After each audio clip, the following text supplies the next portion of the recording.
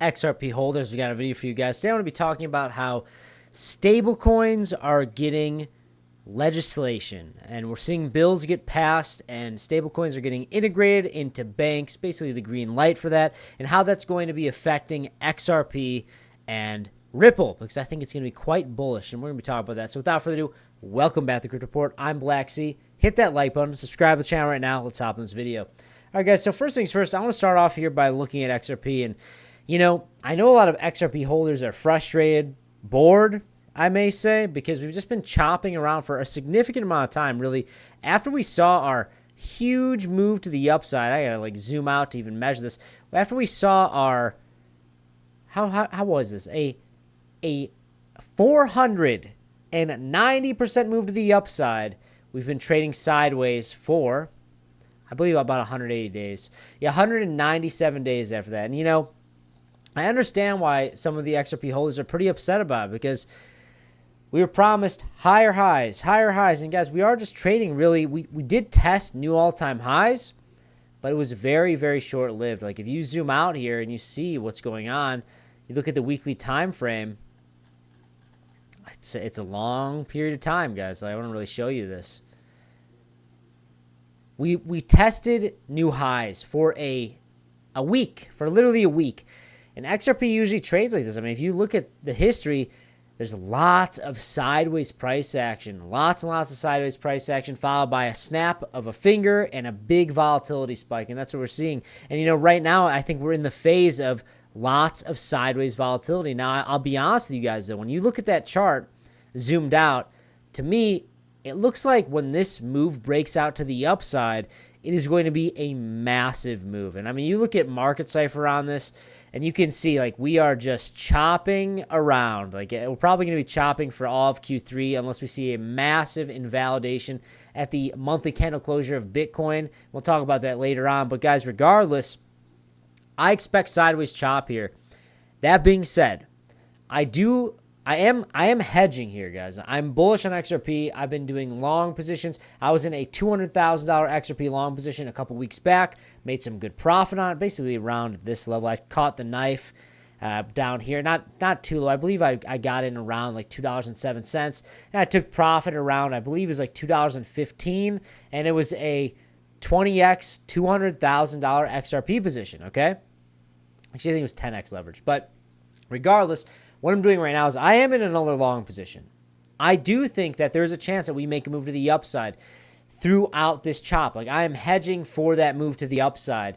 And I am in a long position right now. I've been sniffing out a good position. Right now, I'm only up about 1.64%. At one point, I believe I was up about 6 or 7%. Now, it's only 3x leverage. It's only a $2,700 trade. This is just an entry. I'm just trying to get a good entry before I add to this position size. Or if the trade turns, then I'm not going to add to this position size, and I'll probably take a little bit of a loss. But regardless, I am expecting some relief here on XRP when you're looking at the weekly, daily time frame. I mean, the weekly screams like we're chopping around, we're consolidating. The RSIs are cooling off. But on the daily is we are flatlining. The volatility is going to get pinched here, and we're going to see a big move. And the question is, when does that come? I think that the first area of interest, or I should say, the first time that we should be paying attention to is the monthly candle closure of June. And if we start to make big moves to the upside in June for Bitcoin, I expect follow through for a Q3, somewhat of front running the Q4 gains. Okay. That being said, I'm in the long position. If you guys do want to trade this volatility, because I do expect some big volatility spikes, there's some good opportunities to get good entries. Now, I'm not a financial advisor. This is not financial advice. I'm just telling you guys what I'm doing, what strategies work out best for me. And if you want to trade, you can. So check out in the description box below or pin comment down below. We have a $5,000 sign bonus to Blowfin. Click the link, deposit Trailbit. You get a bunch of free money, and they have a lot of awesome promotions as well on that exchange. It's personally my favorite leverage trading platform, and I use it to profit on the way up and profit on the way down and capture some of those profits so I can accumulate more crypto. So I do want to talk about some stablecoins, okay? So follow me at 33blacksea on Twitter. I made a post about Circle going public. They IPO'd. I got into Circle before they IPO'd. I wanted some exposure to stablecoins. And really, this was the only way to get exposure to stablecoins. And it still really is the only way to get exposure to stablecoins. Now, why is this important? What does this have to do with XRP? Guys, Ripple was trying to buy Circle, and I still think there's a world where that happens. So I'm going to just run you through this tweet, okay? I said, the only true place to get exposure to stablecoins is through Circle. I say, crypto is on the cutting edge of tech culture outside of AI. Like, you had crypto really being like the hot thing of tech in 2022, 2021, leading up to the 2022, 2021 bull run. And now it's not too high up there. It's still it's in like the upper echelon, if you will, of the cutting edge of tech.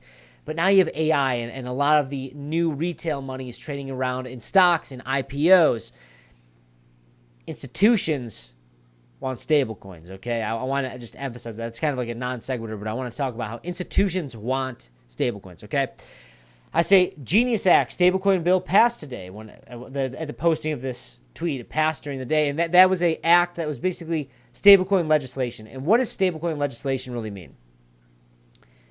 In my opinion, it means banks being able to use stablecoins, banks being able to hold crypto.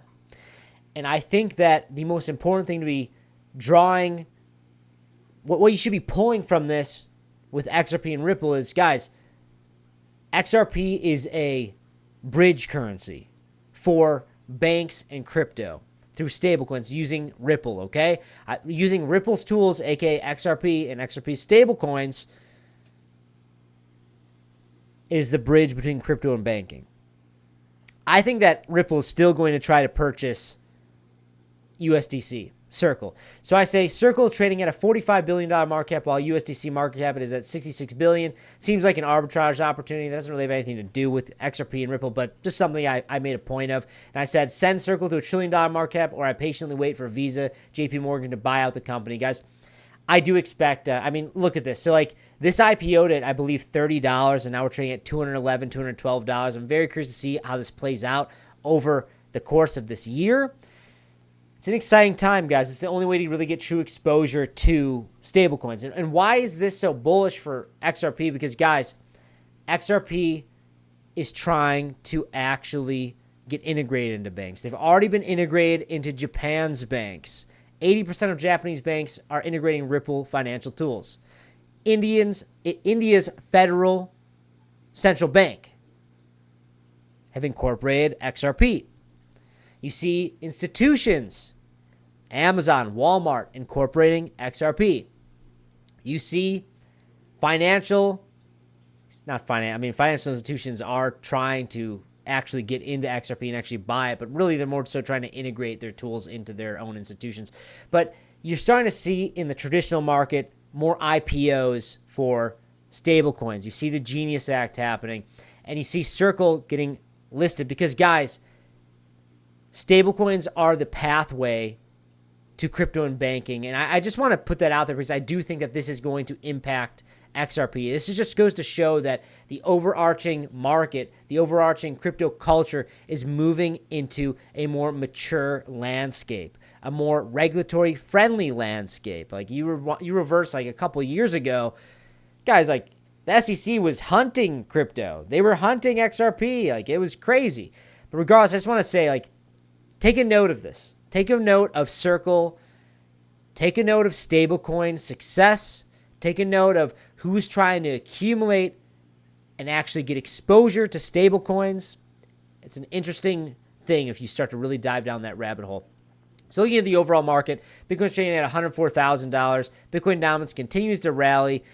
I expect this to play out really for all of Q3 unless we see a pivot from Jerome Powell or we see Bitcoin start to actually rally to new highs by the end of June on a monthly candle closure. That's like my invalidation. But regardless, I think that the most probable outcome would be sideways sluggish chop for the rest of Q3 and look forward to Q4 and seeing some bullish price action during then. But in the meantime, guys, XRP is sitting at it's down 3.89% the past 7 days. But guys, we're like chopping around. The social metrics right now for crypto is very low. Very, very low, like bear market lows, which is absolutely incredible, guys. And I want to say, when the social metrics are low, it's usually a fantastic buying opportunity. Now, guys, I'm not a financial advisor. I've already said this. I'm not a financial advisor. I just tell you guys what I'm doing and my thoughts on this market. I've been trading crypto for nearly a decade. Actually, it has been a decade at this point. But you need to pay attention to what's going on, and you need to be trading with money you're willing to lose, especially with high risk assets, okay? Especially when risk on assets are in a very unfavorable position right now. Now, that doesn't mean that I'm bearish on all of crypto. I'm telling you guys all these different outcomes that I think that the probability of them happening. Like, I think that Q3 is going to probably continue to be sluggish, but there's an invalidation. You have to realize that with trading, it's probability and statistics. But guys, regardless, I am bullish on XRP. I think that in Q4, we should see a pivot. I think that by Q4, we should be above 110,000. And guys, of course, I got an invalidation for you. The only invalidation I would see playing out where I'd say, hey guys, like we should be concerned and we should be looking at risk to the downside. If we see closures below 94,000, in between 94K and 88K, daily, weekly candle closures below there, I'd be concerned. Can we come to 94K and bounce off of it? Yeah, that's absolutely fine. But guys, I don't think that this bull market's over.